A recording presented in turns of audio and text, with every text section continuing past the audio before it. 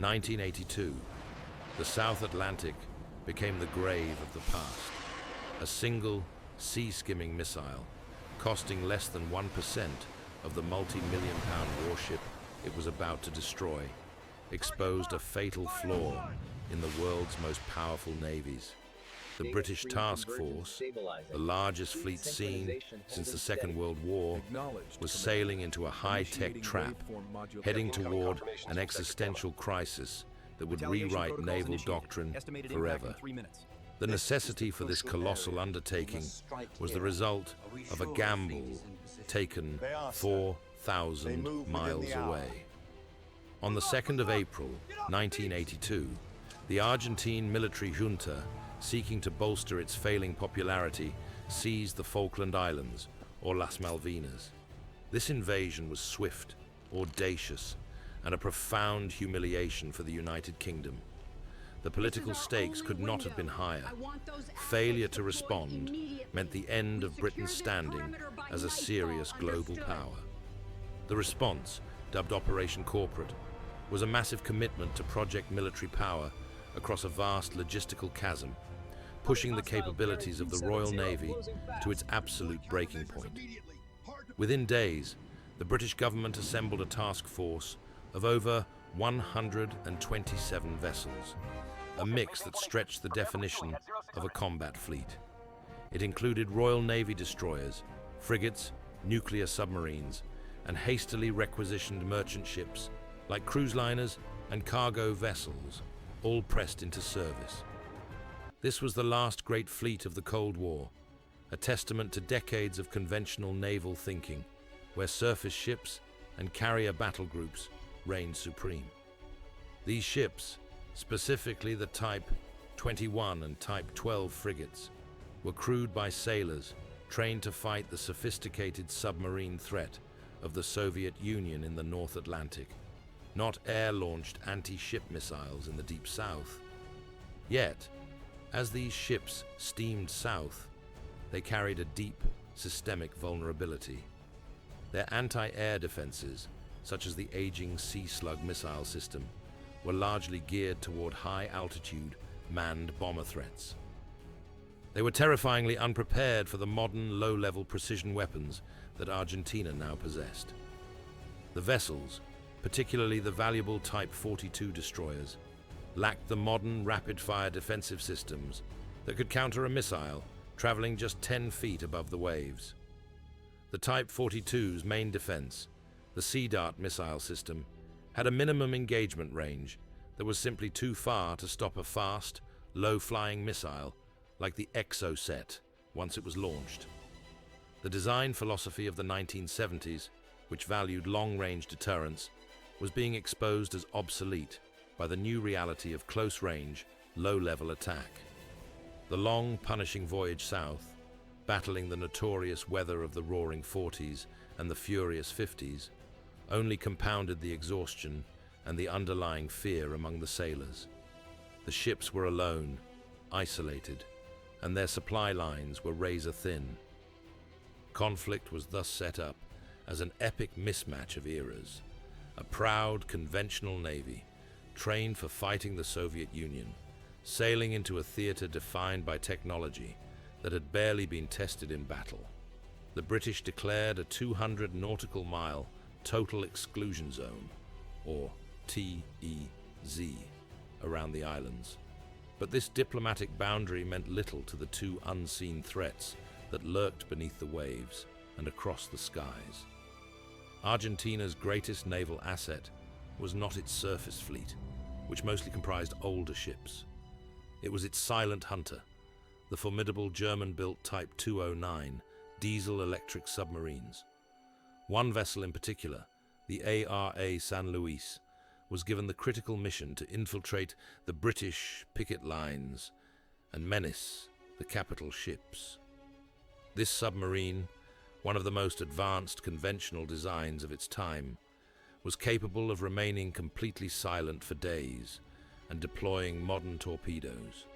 The mere presence of this sub, capable of deploying sophisticated SST-4 wire-guided torpedoes, forced the British to divert numerous frigates and helicopters to the exhausting, high-stress task of anti-submarine warfare, or ASW, thinning out the defenses around the vulnerable carriers.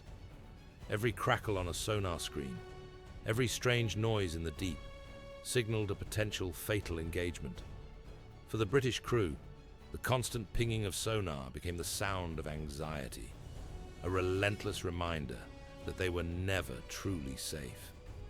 The second, and perhaps most terrifying asset, was the French-built AM-39 Exocet anti-ship missile, carried by just a handful of super-étendard jets. This missile was the ultimate game-changer. It weighed 1,500 pounds, carried a 364-pound warhead, and flew autonomously using inertial guidance before switching to active radar to skim the waves right onto its target. Its lethality lay in its simplicity and speed, making it nearly impossible to intercept with existing shipboard defenses. This was the missile the British War Cabinet truly feared. The loss of a single aircraft carrier, like the massive HMS Hermes or HMS Invincible, this new sea-skimming weapon would have fatally compromised the entire campaign, forcing a humiliating withdrawal. As the task force sailed south, its sailors knew they were entering a combat zone where the size of their ships no longer meant safety, but merely a larger target.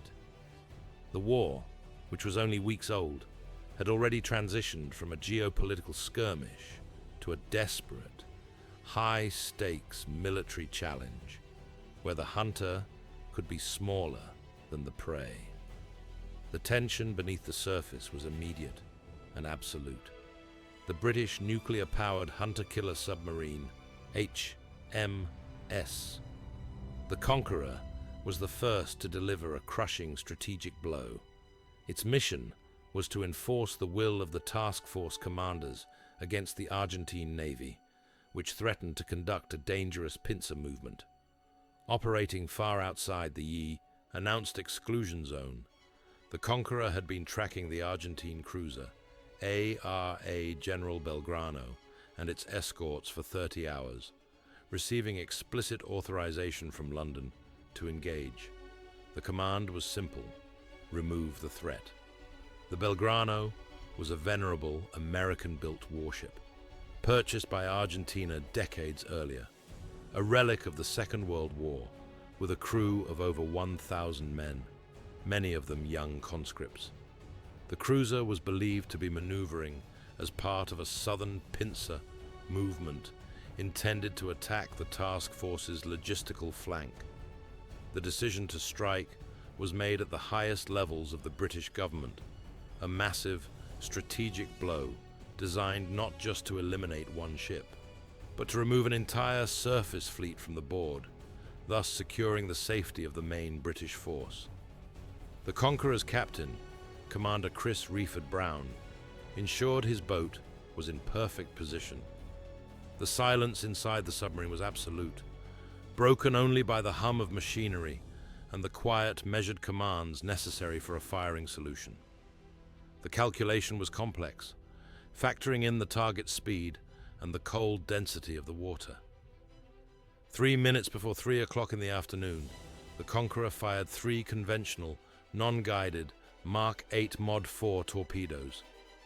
These were actually World War II-era weapons, a simple, proven technology chosen over their advanced, wire-guided counterparts for their raw reliability and devastating kinetic energy in deep water. The torpedoes ran true. 2 found their target. The first struck near the bow, tearing off a large section of the ship's forward structure, but the interior bulkheads held. It was the second torpedo that proved instantly fatal, slamming into the side of the ship and exploding in the aft machine room, which housed the main electrical generators. This explosion tore a massive hole in the deck and crippled the vessel's electrical power. The loss of electricity was catastrophic. Without power, the crew could neither pump water out of the rapidly flooding compartments nor send a distress signal, leaving the Belgrano isolated and listing heavily in the treacherous freezing water. The conditions for abandoning ship were horrific. The decks were icy, the rough seas complicated the launch of life rafts, and the temperature of the South Atlantic was barely above freezing. Hypothermia set in within minutes for anyone entering the water. Within 20 minutes, the captain, Hector Bonzo, gave the order to abandon ship. The subsequent sinking resulted in the tragic loss of 323 Argentine sailors, nearly half of all Argentine fatalities for the entire war. The sinking sent a shockwave far beyond the immediate battle zone. The political controversy around the sinking would last for decades, but the military result was undeniable. The Argentine Navy, terrified of the unseen threat of the nuclear submarine, retreated en masse to the safety of its coastal waters. This strategic victory left the British surface fleet safe from conventional attack, but it only simplified the targeting problem. Every British sailor knew the new threat was now flying low, and its next strike would be aimed at the heart of their defense. The fatal blow landed 2 days later, and it confirmed the worst fears of the British Admiralty. On the 4th of May, the Type 42 destroyer HMS Sheffield was sailing as part of a protective picket line hundreds of miles north of the Falklands. The Sheffield was a symbol of modern naval defense, yet it was fatally flawed. The crew, under a state of relative relaxation, failed to anticipate the specific nature of the attack that was coming. While modern by many standards, the Sheffield, like many of her counterparts, lacked the latest generation of defensive systems, including close-in weapon systems, or CIWS, which were specifically designed to defeat sea-skimming missiles. The attack was executed with chilling efficiency. Above a mainland airbase, 2 Argentine Super Etendard jets, each carrying a single AM-39 Exocet, executed a textbook low-level attack. The pilots flew for hours, skimming just feet above the waves, remaining well below the radar horizon of the British ships before briefly popping up to acquire their targets on radar. They identified the Sheffield and a sister ship, launched their missiles from 30 miles away, beyond the range of the British Sea Dart missile system, and immediately turned for home. The total time the jets spent on British radar was mere seconds. The missile had its target. Back on the Sheffield, a radar operator detected the contacts, but the warning was tragically late, and confusion reigned over the classification of the targets. The standard operating procedure was delayed. Crucially, the ship was not at action stations, the crew was not fully prepared, and no chaff, the metallic strips used to confuse radar, was fired. The deadly precision of the Exocet left no room for error. Traveling at over 700 miles per hour, the sea-skimming missile became a dark blur against the water, its final radar lock unstoppable. It slammed into the Sheffield's starboard side, ripping a hole 4 feet high and 15 feet long, approximately 8 feet above the waterline. The devastation was immediate and total. Though the missile's warhead may not have fully detonated, a point of enduring debate, the sheer force of the impact, combined with the ignition of its unspent solid rocket, fuel, unleashed a searing inferno. Fire swept through the ship's interior at impossible speed, consuming electrical cables, piping and compartments, including the main operations room. The dense black smoke was toxic and suffocating, making breathing impossible in the lower decks. 20 sailors suffered the loss of their lives instantly, or were trapped by the raging heat and smoke. The fire was too intense, too pervasive, and the crew, despite heroic efforts using antiquated firefighting equipment, could not contain it. The command to abandon ship was given. 6 days later, the blackened hulk of the once proud warship sank while under tow, finally going down in the freezing Atlantic. The loss of Sheffield was the moment the world understood the age of vulnerability had begun. A single, relatively inexpensive missile had destroyed a multi-million-pound capital ship, the first Royal Navy warship to be put out of commission since the Second World War. The task force was shattered by the realization that they were exposed, and suddenly, protecting the two invaluable aircraft carriers, HMS Hermes and HMS Invincible, became a matter of national survival. Every ship, regardless of its size, became a potential target for the next Exocet attack. The commanders realized with cold dread the next Exocet would not be aimed at a destroyer. It would be aimed at the carriers. If you are finding this story of courage and technological terror compelling, please take a moment to subscribe to our channel and help us bring more untold histories to light. With the surface fleet gone and the Exocet threat proven, the bulk of Argentina's effort was now concentrated in its air force, flying from bases on the mainland. These were not easy missions. They were acts of operational desperation and immense bravery. Argentine pilots flew for hours, utilizing ingenious and desperate low-level tactics to cross the vast distance and arrive undetected by the British Sea Harrier patrols. They became known to the British as the Sea Skimmers. These air assaults were relentless, turning the crucial amphibious landing zone, San Carlos Water, into what the sailors grimly dubbed Bomb Alley. The Argentine pilots, many flying older A4 Skyhawks and Dagger fighters, flew their missions with immense skill and raw courage. They came in waves, using the fjords and terrain to their advantage, often flying as low as the mastheads to avoid the ship's sophisticated anti-aircraft missile systems like the Seawolf, which struggled to acquire targets at such extreme angles and speeds. The constant deafening roar of jet engines flying just 50 feet overhead became the soundtrack to the sailors' terror. Their success was terrifying.